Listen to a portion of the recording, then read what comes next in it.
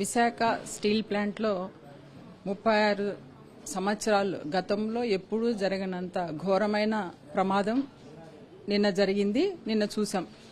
అయితే దాంట్లో 9 మంది కార్మికులు సజీవ దహనం కావడం నిజంగా చాలా దారుణం, చాలా బాధాకరం. ఇంకా దారుణమైన విషయం ఏంటంటే ఒకే రోజులో 45 నిమిషాలు గ్యాప్లోనే 2 సార్లు ప్రమాదం జరగడం. మొదటిసారి జరిగిన ప్రమాదానికి ప్రాణ ఇది లేకోకుండా రెండోసారి జరిగిన ప్రమాదంలో మాత్రం 9 మంది ప్రాణాలు కోల్పోవడం, అదేవిధంగా ఇంకా కొంతమంది గాయాలు పాలవడం చూసాం. అదే ఇంకా ఈరోజు ఎర్లీ మార్నింగ్ చూస్తే 5:30 గంటలకు ఆ ప్రాంతంలో కూడా మరొకసారి కూడా ఈరోజు మళ్లీ ప్రమాదం జరిగిందని మనం చూస్తున్నాం. అంటే ఈరోజు విశాఖ స్టీల్ ప్లాంట్లో ఎందుకు ఇంత వరుసగా ప్రమాదాలు జరుగుతున్నాయి అని కనీసం ఈ ప్రభుత్వం గమనించుకుంటుందా అని నేను అడుగుతున్నా. ఎందుకంటే ఇది పూర్తిగా యాజమాన్యం యొక్క నిర్వాహం, అదేవిధంగా కేంద్ర రాష్ట్ర ప్రభుత్వం యొక్క నిర్లక్ష్యమని మనం చెప్పుకోవచ్చు. ఎందుకంటే నిన్న చూసి ఈ ప్రమాదంలో అందరూ కూడా గమనించారు. చాలా బాధాకరమని తెలియజేస్తున్నాను.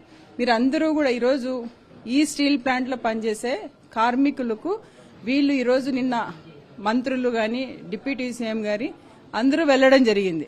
వెళ్లిన తర్వాత కనీసం వీళ్ళు జనాలకు అర్థం కానిది ఏంటంటే ఇక్కడ ఈ డిప్యూటీ సీఎం గారు గాని మంత్రులు గాని అందరూ వెళ్లారు. వెళ్ళినప్పుడు కార్మికులను పరామర్శించడానికి వెళ్లారా, ప్రశ్నించడానికి వెళ్లారా అని నేను అడుగుతున్నా. ఎందుకంటే డిప్యూటీ సీఎం గారు మాత్రం ఏం చెప్తున్నారు, అక్కడికి వెళ్లి ప్రమాదం జరిగింది, అయితే కార్మిక సంఘాలను ఉద్దేశించి మాట్లాడడం, మీరు కమిటెడ్ గా ఉండాలి, మీరు అలా ఉండాలి, ఇలా ఉండాలని కార్మిక సంఘాల గురించి మాట్లాడడం. నిజంగా నేను ఈ రోజు డిప్యూటీ సీఎం గారిని ఒకటే అడుగుతున్నా, అదే కార్మిక సంఘాలతో గతంలో మీరు ఎన్నో ఎక్కడ వాళ్ళు పోరాటాలు చేస్తే అక్కడ వాళ్ళకి మద్దతు ఇస్తూ పోతూ వాళ్ళతో చేయగలిపారు. ఆ రోజు మీకు ఈ కార్మిక సంఘాల గురించి తెలుసు కదా, తెలిసి వాళ్ళతో జతగట్టి ఈ రోజు అదే కార్మిక సంఘాలను ఎందుకు మీరు నిర్లక్ష్యంగా మాట్లాడుతున్నారు అని నేను అడుగుతున్నా. ఎందుకంటే మీరు ఏదైతే అక్కడ ప్రమాదం జరిగిందో ప్రమాదం జరిగిన కార్మికులకు మీరు సహాయం చేయాలి కానీ అక్కడికి వెళ్లి పరామర్శలకు వెళ్లి ప్రశ్నించడం అనేది మంచిది కాదని అడుగుతున్నా. అదేవిధంగా మన అక్కడ విద్యాశాఖ మంత్రి గారు కూడా వెళ్లడం జరిగింది. అక్కడ వాళ్ళు కూడా అడుగుతున్నారు, వాళ్ళ కార్మిక సంఘాలతో ఆ నాయకులు వాళ్ళు అడుగుతున్నారు, ఏమని చెప్తారు ఆయన, మీ ఇంట్లో ఎవరికి ప్రాణాలు, మీ ఇంట్లో మీ కుటుంబ సభ్యులు కాదు కదా, వాళ్ళ ప్రాణాలు పోలేదు కదా అని మాట్లాడడం అంటే ఇది మంచిది కాదు అని నేను ఈ సందర్భంగా తెలియజేస్తున్నాం. ఎందుకంటే ప్రాణాలు అనేటి ఎవరైనా కూడా వాళ్ళ కొలీగ్స్, వాళ్ళ సాటి ఉద్యోగులు వాళ్ళు చనిపోయినప్పుడు వాళ్ళ బాధ చాలా తీవ్రంగా ఉంటుంది కాబట్టి వాళ్ళ ఆవేదనలో అక్కడ మంత్రి గారికి క్వశ్చన్ చేయడం జరిగింది. మంత్రి గారు సమాధానం వాళ్ళకి నిదానంగా ఒక సమాధానం చెప్పాలి. అలా చెప్పకోకుండా మీ ఇంట్లో ప్రాణాలు పోయాయా అని ప్రశ్నించడం అనేది మంచిది కాదు. అదేవిధంగా ఏదైతే వీళ్ళు మంత్రులు వెళ్ళిన ప్రమాదం జరిగిన కార్మికులకు, వాళ్ళ కుటుంబ సభ్యులకు, వాళ్ళ కుటుంబాలకు ఎటువంటి భరోసా ఇవ్వకుండా ఈరోజు వాళ్ళు తిరిగి రావడం అనేది నిజంగా బాధాకరం. ఎందుకంటే ఈరోజు ముఖ్యమంత్రి గారు కనీసం ఆ కుటుంబాలకు ఎలాంటి భరోసా కల్పించక ఉండడం అనేది నిజంగా చాలా బాధ. ఎందుకంటే ఈరోజు ఇంతమంది మంత్రులు వెళ్ళొచ్చారు, డిప్యూటీ సీఎం గారు వెళ్ళొచ్చారు, వాళ్ళ తరపు నుంచి కనీసం మా ప్రభుత్వం నుంచి మేము ఇంత అనౌన్స్మెంట్ అనేది కూడా చేయకుండా రావడం నిజంగా అదే గతంలో జగన్మోహన్ రెడ్డి గారు ఎల్బీ పాల్మర్స్ లో జరిగితే ఒక్కొక్కరికి ₹1,00,00,000 చొప్పున ఆ రోజు ఇవ్వడం జరిగింది. అంటే కనీసం మీరు అది కూడా ఇవ్వకుండా ఎటువంటి అనౌన్స్మెంట్ కూడా, ఎక్స్గ్రేషియా అనౌన్స్మెంట్ కూడా ఇవ్వకుండా రావడం అనేది నిజంగా కార్మిక సంఘాలందరిలో కూడా వీళ్ళను ఒక నిరాశకు గురి చేశారని చెప్పవచ్చు. ఎందుకంటే అదే మన జగన్మోహన్ రెడ్డి గారు గతంలో సీఎంగా ఉన్న గతంలో వెళ్లారు, అక్కడ ఏదైతే బాధితులు ఉన్నారో వాళ్ళకి అందరికీ నష్టపరిహారంగా ₹1,00,00,000 అందించడం జరిగింది. అదేవిధంగా కుటుంబాలలో ఉద్యోగ అవకాశాలు కూడా కల్పించడం జరిగింది. అదే ఈ రోజు మళ్లీ ప్రతిపక్ష నాయకుడిగా మన జగనన్న ఒక అక్కడికి వెళ్ళి నిన్న స్టీల్ ప్లాంట్ లో ఏదైతే ప్రమాదం జరిగిందో అక్కడ వాళ్ళందరినీ కూడా హాస్పిటల్ కూడా వెళ్ళి అందరినీ పలకరించి తర్వాత వాళ్ళ అక్కడ మాట్లాడడం జరిగింది. ఎందుకంటే మేము అధికారంలోకి వచ్చిన వెంటనే ఏదైతే ఇక్కడ నష్టపోయారో వీళ్ళకి ఖచ్చితంగా నేను మళ్లీ న్యాయం చేస్తానని జగనన్న చెప్పడం జరిగింది. ఒక భరోసా కల్పించడం జరిగింది. అదే ఈరోజు ఈ ప్రభుత్వంలో ఉన్న మంత్రులు గాని సీఎం గారు గాని డిప్యూటీ సీఎం గారు గాని ఎందుకు ప్రమాదం జరిగిన కార్మికులకు మీరు భరోసా కల్పించలేదు అని నేను అడుగుతున్నా. ఏదైనా మీరు ప్రభుత్వం నుంచి వాళ్ళకి కల్పించాలి కదా, అటువంటి భరోసా ఎందుకు ఇవ్వలేదు అని నేను అడుగుతున్నా. అది పోగా మళ్ళీ మన జగనన్న అంతా తిరిగి వచ్చిన తర్వాత మళ్ళీ మంత్రులు కలిసి హోమ్ మినిస్టర్ గారు ఒక ప్రెస్ మీట్ పెట్టడం జరిగింది.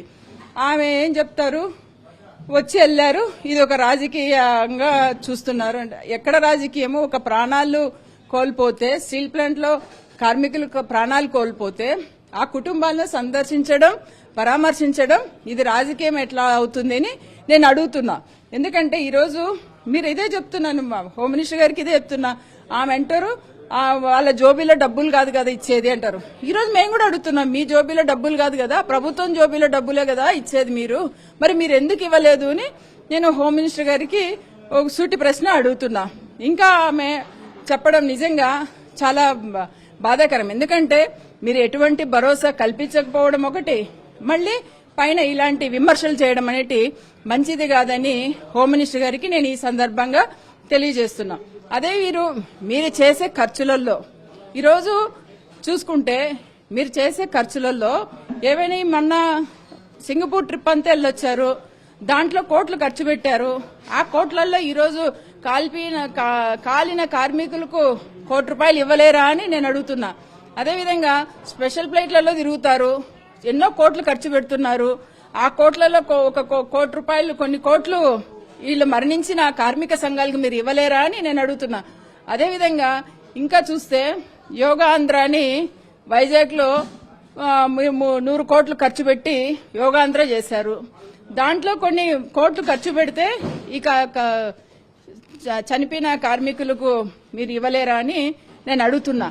అంటే మీరు ఎన్నో కోట్లు ఖర్చు పెట్టొచ్చు, కానీ ఈరోజు స్టీల్ ప్లాంట్ లో జరిగిన కార్మికులకు జరిగిన అన్యాయానికి గాని వాళ్ళ కుటుంబానికి గాని ఎటువంటి భరోసా ఇవ్వకపోవడం అనేది నిజంగా చాలా బాధాకరమైన విషయమని తెలియజేస్తున్నాం. ఈ సంఘటన ఇలాంటి సంఘటనలు మళ్లీ రిపీట్ కాకూడదు. ఎందుకంటే ఈ రోజు మీరు చూసుకుంటే గతంలో జగన్మోహన్ రెడ్డి గారు వచ్చిన వెంటనే ఇది ప్రైవేటైజేషన్ చేస్తామని అన్న వాళ్ళంటే కూడా ఇది స్టీల్ ప్లాంట్ ప్రైవేటైజేషన్ చేయకూడదని అసెంబ్లీలో కూడా వ్యతిరేకంగా తీర్మానం ఇచ్చి ఖచ్చితంగా ఇది ప్రైవేటైజేషన్ చేయకూడదని చెప్పడం జరిగింది. మీరు కూడా అసెంబ్లీలో తీర్మానం చేసే ధైర్యం మీకుందా అని నేను అడుగుతున్నా. ఎందుకంటే ఆ రోజు జగన్మోహన్ రెడ్డి గారు మోడీ గారి సమక్షంలోనే 1,00,000 మంది ఉన్న వాళ్ళ ముందరే చెప్పాడు, మాకు ఇది ప్రైవేటైజేషన్ చేయకూడదు అని చెప్పడం జరిగింది. సో అదేవిధంగా జగనన్న స్టీల్ ప్లాంట్ ను కాపాడుకుంటూ వచ్చారు. అదే గత ప్రభుత్వంలో జగన్మోహన్ రెడ్డి గారి హయాంలో అక్కడ ఎంప్లాయీస్ కూడా దాదాపుగా 28,000 మంది ఉద్యోగాలు చేసేవాళ్ళు. అయితే ఈ రోజు వాళ్లను ఈ ప్రభుత్వం వచ్చినాక ఈరోజు దాదాపుగా 10,500 మందిని తీసేశారు, తొలగించడం జరిగింది. వాళ్ళల్లో 6,500 మంది కాంట్రాక్ట్ ఎంప్లాయీస్ తీసేశారు, 2,800 మంది రిటైర్డ్ అయ్యారు, మిగతా వాళ్ళను 1,600 మంది పైన విఆర్స్ లో పంపించడం జరిగింది. అంటే ఇవన్నీ ఇంతమందిని దాదాపు 10,500 మందిని ఈ ప్రభుత్వం వచ్చినాక అక్కడ ఉద్యోగస్తులను తొలగించడం జరిగింది. ఇప్పుడు కేవలం ఈ స్టీల్ ప్లాంట్ లో ఎంతమంది కార్మికులతో ఎంతమంది ఉద్యోగస్తులు నడుస్తుందంటే 16,000 మంది ఉద్యోగస్తులు నడుస్తుంది. అంటే ఇక్కడ ఉన్న వాళ్లకు దాదాపుగా డబల్ వర్క్.